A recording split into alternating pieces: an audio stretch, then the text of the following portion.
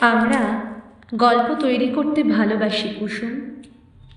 ইতিহাস আমাদের দরজার বাইরে এসে আসন পেতে বসে থাকে।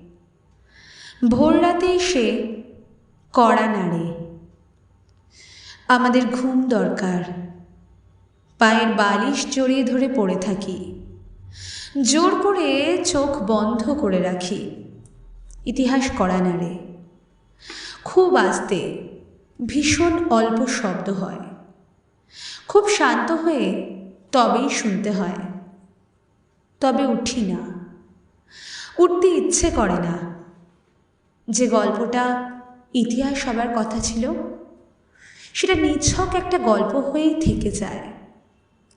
আমরা লড়াই করি কুসুম, কিন্তু লড়াইয়ের কারণ জানি না, জানতে চাইও না। কলমে অনিবেন্দ্র।